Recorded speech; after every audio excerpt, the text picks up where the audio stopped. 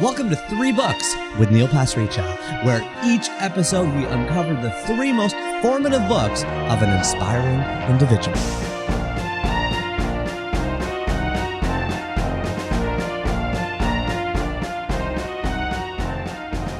Hey everybody, this is Neil Pasricha, and welcome to the 7th annual Best of episode of 3 Books. This is the only podcast in the world by and for book lovers, writers, makers, sellers, and librarians using books as the Archimedes lever to get into life's biggest themes.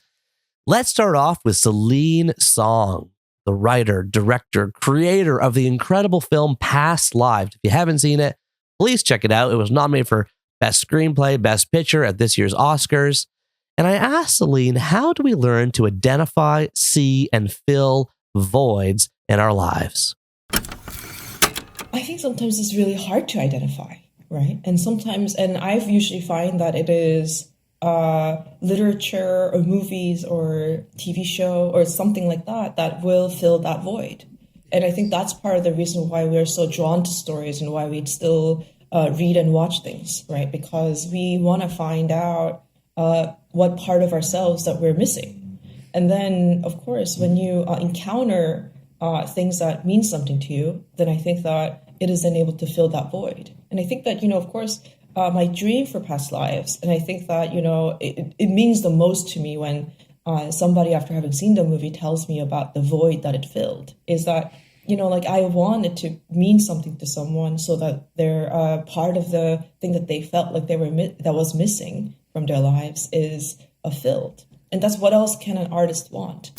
I love that quote from Celine to kind of get us started, to remind us that, literature, art, film, all these things create stories that reflect back to ourselves, who we are. Art as putty. Podcasts I would insert into there. That's partly what the best of is all about, kind of giving us a moment to reflect and pause and sort of see parts of ourselves we might not otherwise see. Let's take that conversation a little bit further. When we see parts of ourselves we might not otherwise see, we introduce it to our own corpus of knowledge. Do we need to be aware of something called cultural appropriation? The adoption of an element of one culture into another culture. That's the new, be careful, don't do that out there right now. Well, I asked Maria Popova about it, author of The Marginalian, the incredible website that was formerly called Brain Pickings. She's also the author of one of my favorite books of 2024 called Figuring. And I asked her about a quote she said, the very notion of intellectual property is so bizarre. The law is taxing our cultural understanding of authorship. It is not conducive to evolving it. What do you think, Maria? We are constantly borrowing, consciously or unconsciously, ideas, impressions from other sources, combining them, recombining them into what we call our own creations. But of course, creativity is just this combinatorial thing. It's a mosaic of pieces that we pick up because nobody's born with knowledge. And in fact, in recent years too, I must have said this some years ago when all the kind of commons, Creative Commons and all that stuff was happening. But right now, what I'm very troubled by is this whole thing about cultural appropriation. Because when you think about, education, right? Learning, that is appropriation. You are literally taking in somebody else's knowledge and incorporating it into your corpus of knowledge and calling it your own. That is what it means to learn anything, right? And so without appropriation, there could be no learning. Right. And out of that comes everything we create. Everything we create comes out of the library in the mind that we hold. And that library comes from somewhere. Nobody's born with it, right? So we have become ourselves by appropriating pieces of knowledge, experience, impression, influence. And anyway, I just think... It's the fundamental behavior of the mirror neurons in our brain. Exactly. Boom! I love the way Maria Popova just slammed down the entire concept of cultural appropriation like that. She's got a blistering mind. It's so wondrous to be in the presence of. If you don't already subscribe to themarginalian.org, I highly recommend it. It's totally free. You can donate if you want. I get her Sunday email, which has all of her blog posts from the previous week. And sometimes I feel smaller when I get it thinking, I have not written this many blogs on Neil.blog over the past week. Larger, smaller, bigger, better. What version of ourselves do we want to live? Let's jump from July, which was chapter 138 with Maria Popova, and let's head all the way down to November, where we're going to hang out with Oliver Burkeman, author of the rampant bestseller 4,000 Weeks and the brand new book Meditations for Mortals. Speaking of this idea of larger or smaller, I think it's a good question for all of us to think about as we go into 2025 here. We're talking specifically about a book in this part of the conversation called Finding Meaning in the Second Half of Life by Dr. James Hollis. And I encountered this question: does this path, this choice, make me larger or smaller? And that's the question I ask Oliver to reflect back on. Does this path, this choice, make me larger or smaller? This has been huge for me, and I have sort of written about it. And even though I have always attributed it to James Hollis, I now see things floating around on social media sometimes suggesting that I came up with it. This is a great kind of question that sort of, there's something about it that connects me to my intuitive felt sense of what is the meaningful and enriching and generous to other people direction to move in a way that the question, will this make me happy or not? Or will this help me reach my goals or not? Just can't do. Because we're very bad at predicting, as all the research shows, we're very bad at predicting what's going to make us feel happy. Mm-hmm. And even beyond that, we all have these experiences of times in life when we were not happy, but because what was happening was not enjoyable, but we did know and feel deeply that we were in the right place. I think people often get this experience, if you've ever had the experience of sort of, not of a terrible crisis or tragedy happening to you yourself, that's a slightly different thing, but of helping a friend through something like that, right? And, maybe you're just like doing their dry cleaning or fetching a takeout. It's not necessarily that you're the person who is guiding them with great wisdom and emotional intelligence through a very dark period. You might be doing errands, but there's something about that which is just, oh yeah, this is actually why I was put on the planet for these hours anyway. And that sort of the sort of enlarging versus diminishing thing can help in that respect. And then it also helps a lot, I think, in trying to disentangle good difficulty from bad difficulty, by which I mean, there are kinds of negative experience that you encounter in, say, a relationship, but that could also be in a job or place that you live, which are really red flags to get out of that thing.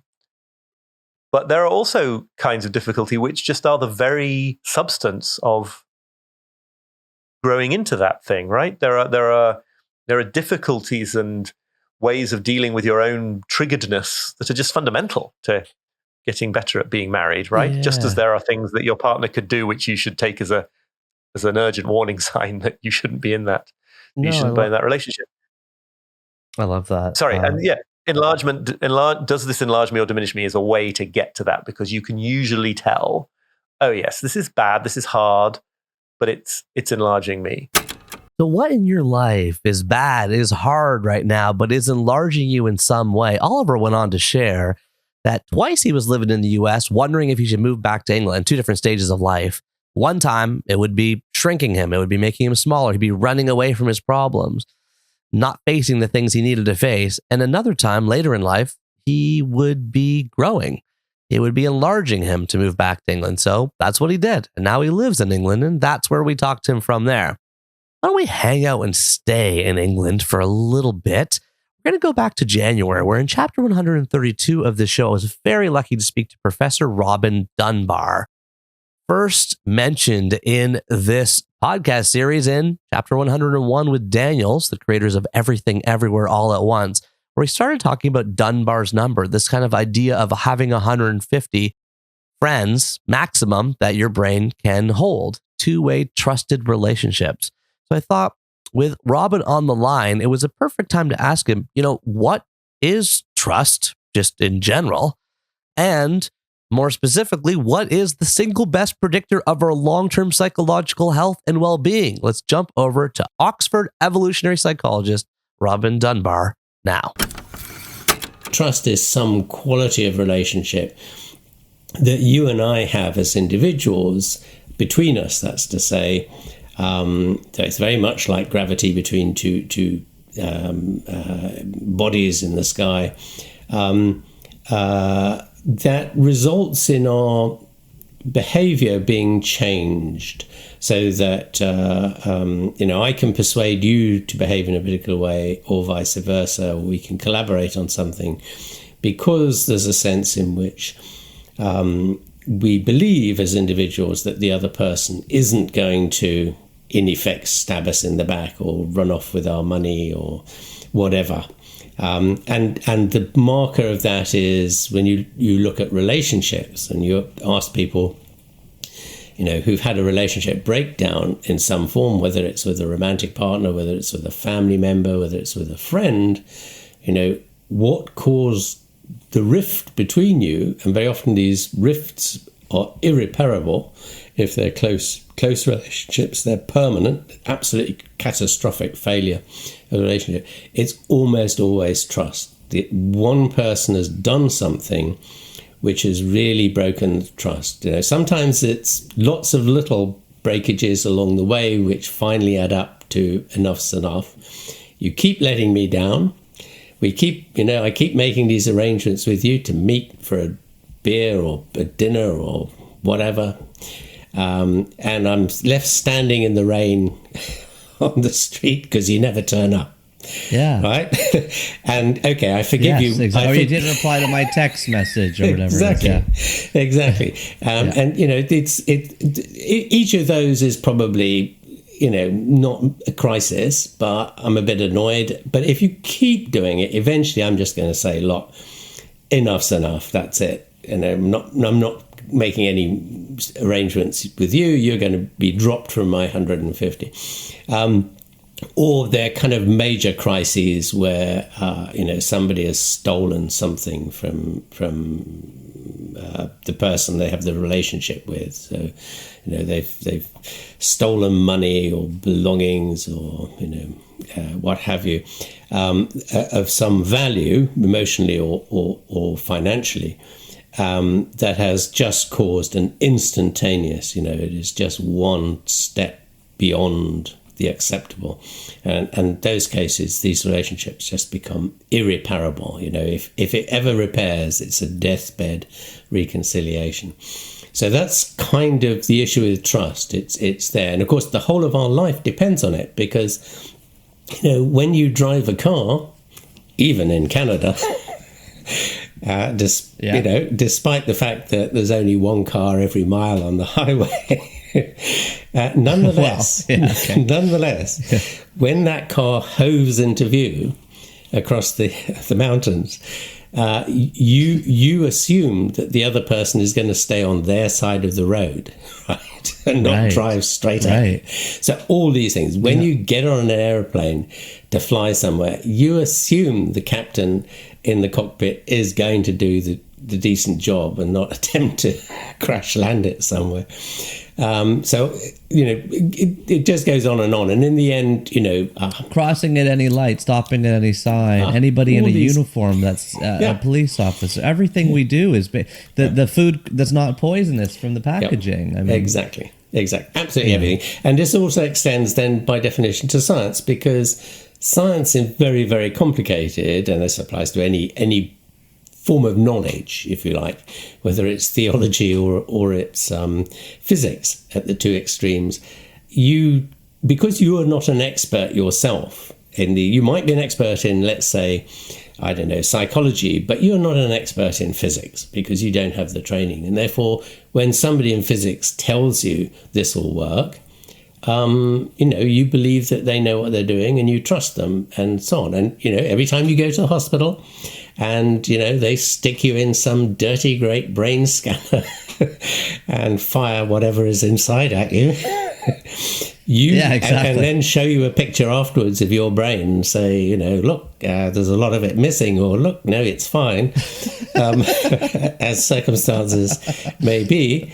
You know, you trust them, and you trust the physicists that built the machine and the theory, the physics that it was all based on, because somebody kind of vouches for it and says, yep, I know what I'm talking about, you know, but trust me, I'm a doctor.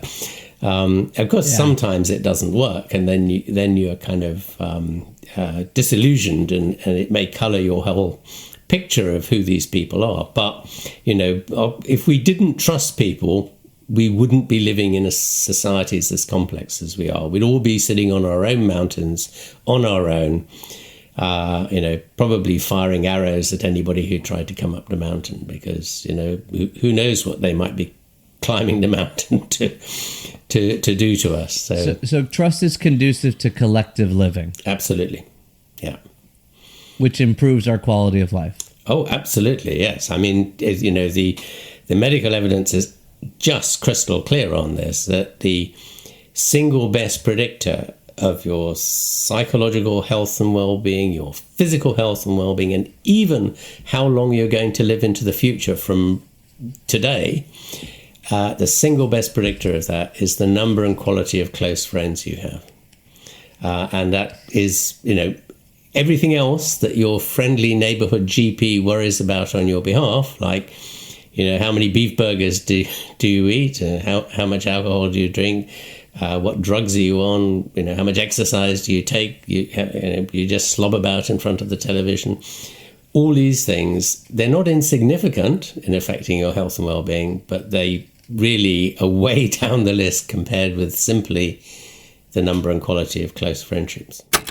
Wise words from Professor Robin Dunbar himself, the single best predictor of your psychological health and well-being, your physical health and well-being, and even how long you're going to live into the future from today, is simply the number and quality of close friends that you have. Everything else is way down the list. How many burgers you eat, how many drugs you take, how many drinks you have, how much exercise you get. Nothing matters as much as the quality and number of friends that you have. Another word for saying that is, of course, community. Community. So why don't we hop down to St. Louis, Missouri? I was down there when I released chapter 136, and I talked to 3 different St. Louis Uber drivers on bullets, bruises, and babies. We're going to hang out with Jacqueline right now. She was a bus driver in St. St. for 30 years, talking about what St. Louis used to be like, and we're going to kind of get into community a little bit here. Here we go. You told me that St. Louis used to feel like a community, and now it doesn't. So what changed? I think families changed. And what I mean by that, like I said, you know, you've heard the saying, it takes a community, it takes a village to raise a child. I think that structure kind of fell apart at some point. You know what I'm saying? And you get a lot of that. Don't say nothing to my kids. I mean, even in school, the teacher, you know, call you up there. Oh, she said this to my. Instead of, you know, everybody being in line with, you know what I'm saying, caring for this child, or, you know, making education for this child, you know. The mother gets all defensive because, you know, it's crazy. I know what you mean. The education system's changed. It used to be like, we created the schools to take care of each other and to educate each other. And then it became this discipline-oriented thing. That's why. Then it became, it like, because it always been a disciplinary, because when we were in school, we got whipped. I don't know if you that old, but No. The principal was able to whoop us. The teacher was able to whoop us. They took that out of school, like I said. And then if the teacher even called a parent up there, it's like she got her hand on her hip, rolling her head. I know you ain't touched my son. You know what I'm saying? Instead of finding out the core, the root of the problem, because somewhere your kid is a little badass, okay? But we don't want to do that anymore. We just don't want to do it anymore, Jacqueline says. But what else? What was St. Louis life like back in the 70s? in the 70s. You had people that cared about not just their people, but other people. Yeah. You know what I'm saying? When people watch their kids, they watching the neighbor up the street kids. Like, if they see them, oh, baby, don't do that. You know, that's, you know, oh, no, you can't take her. That's Shirley's daughter. You know what I'm saying? Now people, they'll tell you when they see stuff, snitches get stitches. Don't nobody won't say nothing. You know what I'm saying? People don't care. If it doesn't resonate to them, if it's not their family, if it's not their loved one, they don't care. They do not care. And that's the biggest breakdown in our community. Wow. It is. That's the biggest breakdown, because that's just like if I'm coming down the street and I know this is Mr. Smith's house, but I see this strange guy coming out of his house with a TV in his hand. First thing I'm gonna do is get on the phone. Hey, they don't look like Mr. Smith.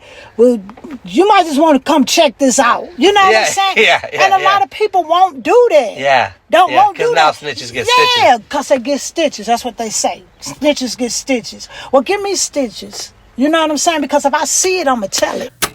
Because if I see it, I'm going to tell it.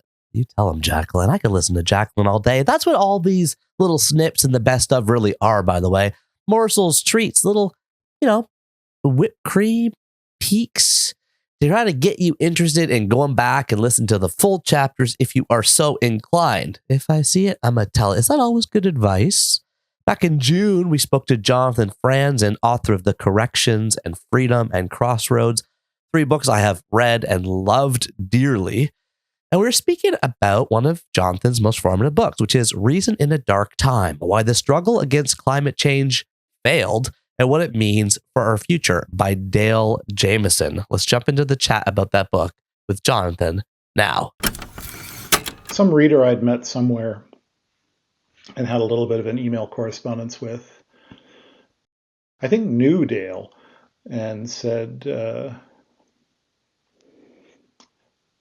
I think I might have been talking about conservation with her, this email friend, and she said, you really ought to read Dale's book. It just came out, Reason in a Dark Time.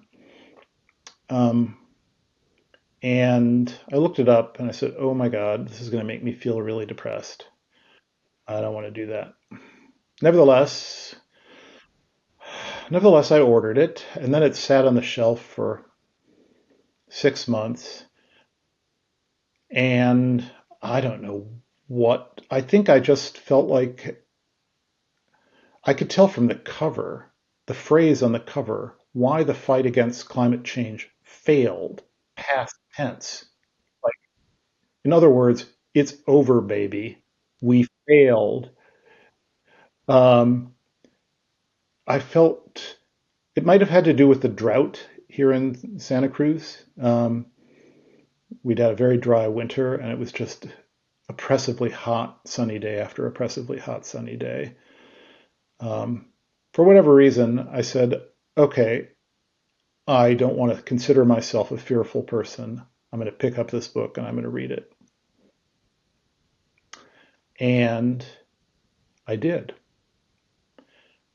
And I found it disturbing. Of course, it's depressing to contemplate how profoundly we've ruined the planet, and also to understand why we are doing it and why we won't stop doing it. But it was also exhilarating. I read with great excitement and a weird sense of comfort, because he was explaining something that I didn't even want to think about, but I knew in my bones. And he was doing it in this very, very lovely, almost Buddhist way. He was basically not judging. He was laying out very, very limpidly 8 different reasons why this problem, climate change, is unlike anything the species has ever faced before, and 8 different reasons why attempts to do something about it have been futile. And it was intellectually exhilarating, but it was also, it's like you've spent years clenched with fear about something. And that moment when you finally just open up to what you're afraid of, it's painful, and there's a lot of grief that can come with that. But it's also very liberating, and it kind of eases the soul to just finally let it in and inhabit the awful reality. A little bit dark there, of course, but I like what Jonathan says, that moment when you finally just open up to what you're afraid of. You unclench. It's painful. There's a lot of grief, but it's also very liberating, and it kind of eases the soul to finally let it in. One of many wise and wonderful phrases said by Jonathan Franzen in that conversation we had on finding freaks and forging fantastic fiction. Jonathan is a New Yorker writer too, so why don't we jump back to March, where he hung out with the New Yorker writer Susan Orlean. We talked to her about lusty leads and literary lessons for life. Susan Orlean, if you don't know, wrote The Orchid Thief, which just turned into the wonderful movie that just has a totally different name, starring Nicolas Cage, called Adaptation. And she also wrote The Library Book, which is the book I read that kind of really provoked my thinking. And so I thought I'd ask Susan, amongst other things, it was a 3-hour conversation. I started off by asking her, Susan, how do you organize the shoes in your closet? Oh, gosh, you've got me in. I'm a little compulsive about organization. I feel honestly that I function better in an orderly environment. So it's actually really hard for me to work or be happy in chaos. Ooh. It doesn't have to be sterile or absolutely minimal. It just needs to be orderly. So, shoes. We live in a mid-century modern house that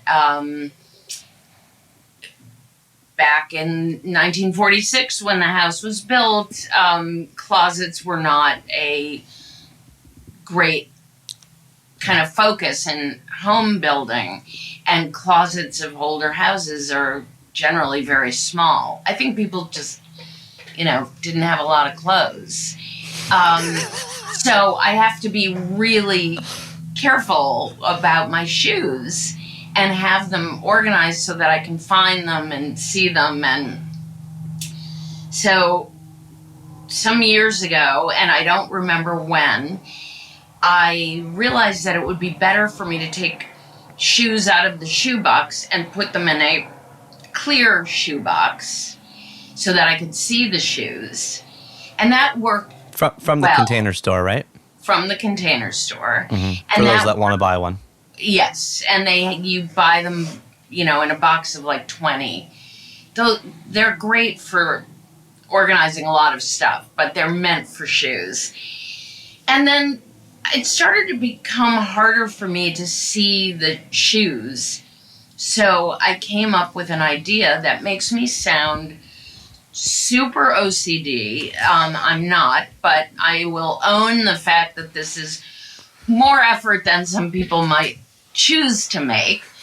But I started taking a picture of each pair of shoes, printing out the picture in a small format, and then taping that to the front of the shoebox so that in color, obviously. Oh yeah, so I could see instantly which the shoes were. Just front view or side view or both? Just front view, and okay. I have the boxes stacked with the short end visible, so it's just a small picture, but it's the most effective thing I've probably ever done in my life.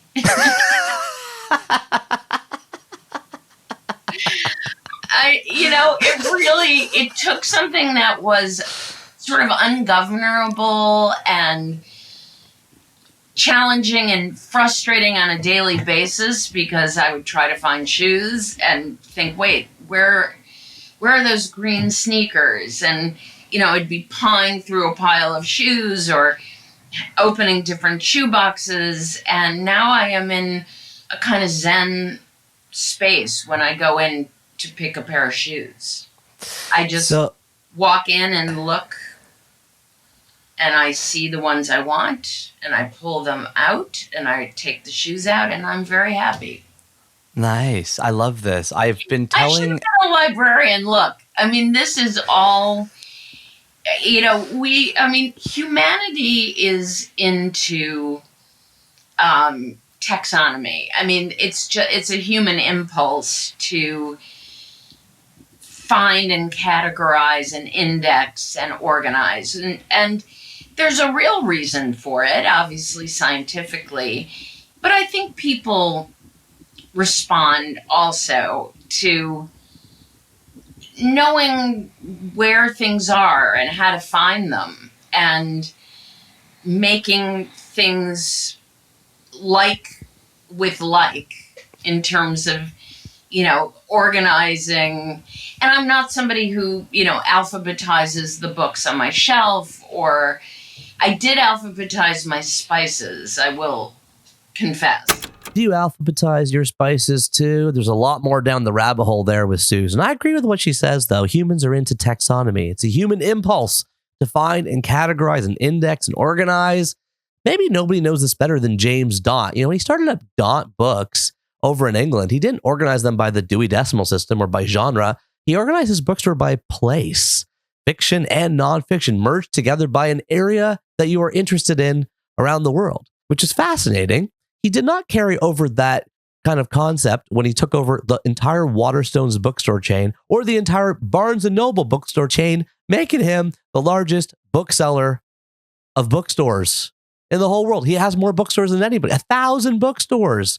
I wanted to ask James about big books. How do we sell big books, big ideas, long podcasts, long movies in an era of shorter and shorter attention spans? Here's James. I sort of take a sort of view that these are not new problems. I've been a bookseller for 35 years or something, so I've predated really the internet. I certainly predated ebooks. I've certainly predated audio and podcasts and all of these things. And nothing seems to really change. And TikTok and BookTok and all of those things. And the reality throughout all of this is that the time people have available to read and the enthusiasm with which they read changes by not much. Interesting. Girls read more than boys. There are a few things that are just sort of stereotypical and have remained the case. We as booksellers need to really focus on those who are more reluctant to read. But we can do it, and publishers do it also. When you get Jeff Kinney and Dogman, Pilkey, and those kind of things, then boys start reading some more, and we get going on that, and it all sort of levels its way up. It's every year gets a little better than the preceding year. Reading and getting absolutely immersed in the excitement of books by young adults, as obviously Harry Potter did change that, J.K. Rowling, but now it still goes on, and we had Twilight, and we've now got, as I say, Sarah J. Maas, and we got other things going on. Sarah J. Maas's books are massive, and there are lots of them, and the kids come and buy the whole bang lot. That's a good point, And they're practicing at a young age. But when people come into their working phase of life, particularly men, they're just working too hard. That they don't read, and they never did read, and they don't read now. Interestingly for us is they're now engaging with podcasts in particular, engaging in this short form, and those are often attached to ideas and attached to books. So we're seeing a growth even from them. Most of these trends are underpinning more engagement with books, more engagement with ideas. And it's always been tough to sell Team of Rivals or the latest big book. But there is an appetite for it, and there's a time for it, and there is an enduring engagement with these great books. We sell Team of Rivals today in the tens of thousands still. Robert Caro's Power Broker was the book of the pandemic. That's makes Team of Rivals look like a short novella. Well, that's inspiring, right? Power Broker being the book of the pandemic. James Daunt kind of course correcting us, the enthusiasm by which people read changes by not much. I just love the way he says that. Now, we're on one side of the book industry here, right? Barnes & Noble bookstores opening up 60 plus new stores this year, big lineups at the doors, as James told us in the larger, fuller conversation. But what about the number one book retailer, Amazon? What is it like working inside there? Chris Smalls, who created the first ever Amazon labor union inside an Amazon warehouse in the US, talked to us about how working at Amazon feels like prison. He compared it to slavery. And part of what I asked him about is what he and people who work at Amazon want. Where does the message go from here? Oh, we got to get a contract. That's the number one thing. We won our contract, so I wanted to make sure that happens. That's my number one mission, besides everything else. $30 starting wage. Job security, better medical leave. When you say job security, what do you mean? You can't get fired? There's a process, due process. Oh, so it's not like just you're out? Yeah, it's not no text message, it's not no email. There's an arbitration with the union. Yeah. Right. And you can say your side of the story. There's union representation, the Weingarten right. Right. It's representation. So and then what do you want in terms of sick leave and holidays and all that stuff? We want them. We don't have none. You don't have any holidays? We have 8 holidays that are paid. 1 is missing. That's Juneteenth. And then we have on sick time. 8's not that many. In Canada, we have like 12 or 13. Yeah, probably. You're right. They don't recognize certain holidays. We get 2 days on Easter. We get Family Day in February. Yeah. We got Christmas and Boxing Day after, New Year's Day. They don't care about none of that. So we don't have Halloween yet, though. We're trying to get Halloween, like official. Well, that's the beauty of arguing something like that. That might be small, but it's actually, it matters. So for Americans, we settle for breadcrumbs. We get 8 at Amazon. And once again, they failed to recognize Juneteenth, which has been declared as a federal holiday. So it doesn't make any sense. They continue to play in our face. Just a little snip of a much larger conversation, as always, about kind of what it's like working inside the largest company in the world. And we tried to illuminate a little bit of what that's like with a great conversation with Chris at his backyard in Hackensack, New Jersey. Now, we like to go deep on the show, have big, serious conversations about big, meaningful, meaty things. And also, we like to have some fun. We were able to hang out with a duck this year, specifically Lewis Mallard. Real name not shared, real looks and identity not shared. He dresses up and walks around the city as an interpretive artist who I found inspiring. Here's a little bit of the story of how we met and how our first interaction looked. The kickoff to a 4-hour conversation, but here's just a few seconds of it. I was up inside. Tony was serving me, the barista, and he yells out all of a sudden, "There's that duck!"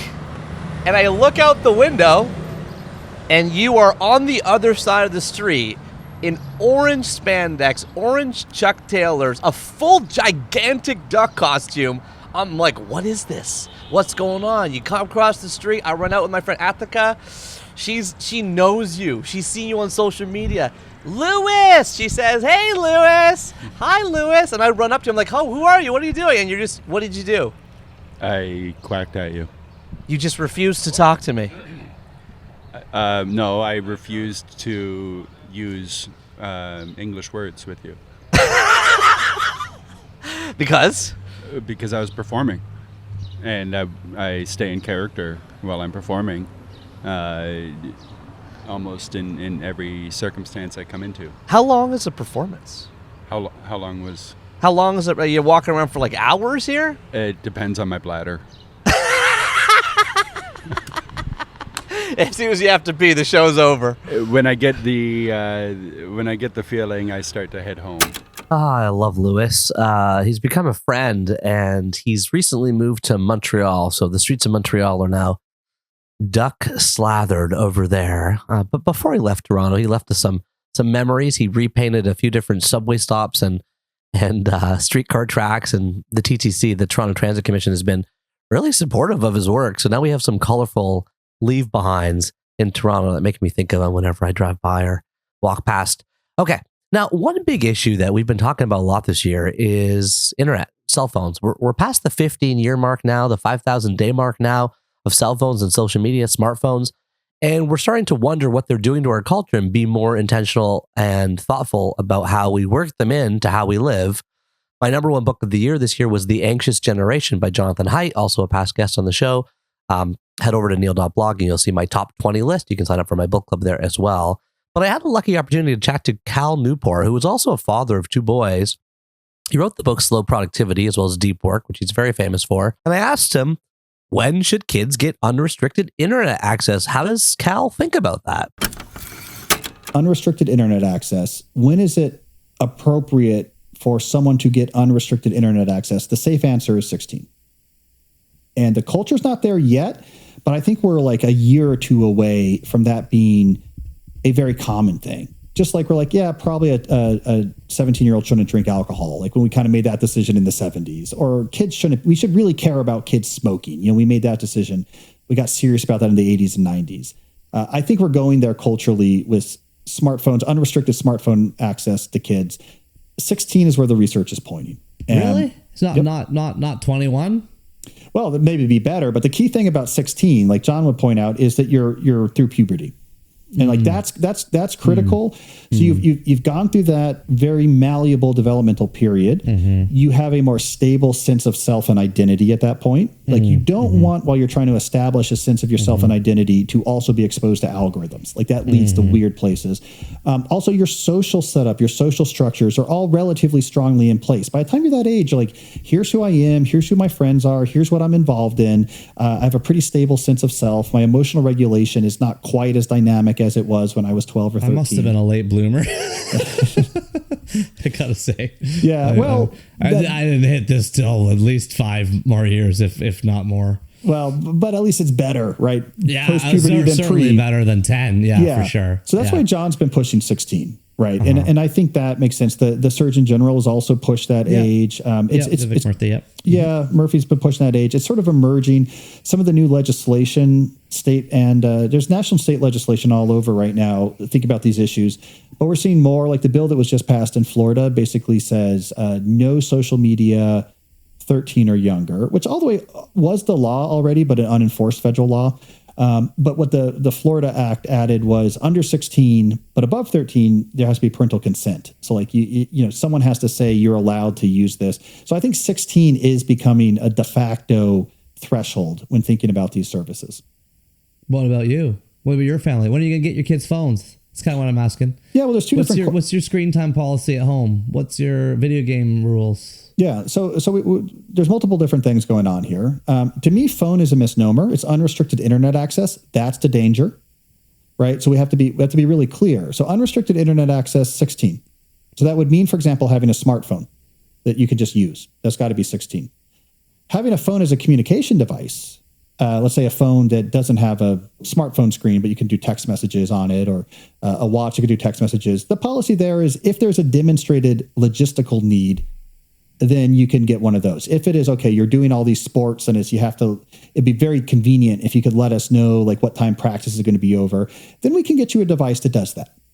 We don't have to let that narrow need lead us to say, okay, here's your iPhone, go, get after it. Kids have devices now? Well, they don't have any telephonic or internet connected devices. On video games, I'm very worried about any video game, looking at the research, especially with boys.